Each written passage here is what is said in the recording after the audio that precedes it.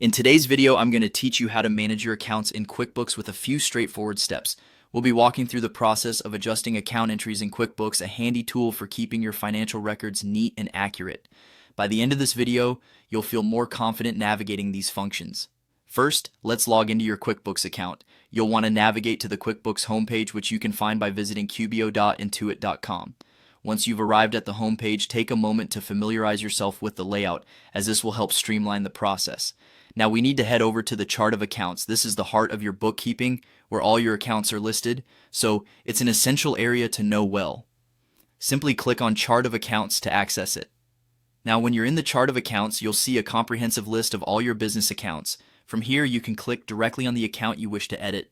This could be any asset, liability, income, or expense account where you need to make changes. Clicking on the account will open up the details and allow you to make the necessary edits. Once you have the account open, locate the amount that you need to adjust or remove. Clicking on this field will allow you to make your changes. Be careful with this step. It's crucial to double check your numbers to ensure accuracy. Missteps here can lead to financial discrepancies, so take your time.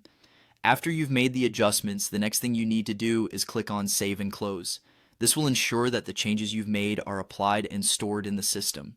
Saving your work regularly is a good habit to get into when working with financial records to avoid any data loss. When you hit Save and Close, you might be prompted with a message asking if you're sure you want to proceed with these changes. This is QuickBooks' way of making sure that you're confident about your edits.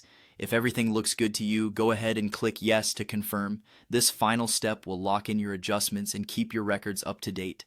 And that's it. You've successfully navigated through adjusting account entries in QuickBooks. These steps will help you maintain accurate and organized financial records, which is essential for any successful business operation. I hope this walkthrough has been clear and helpful. Thanks for watching, and I'll see you in the next tutorial.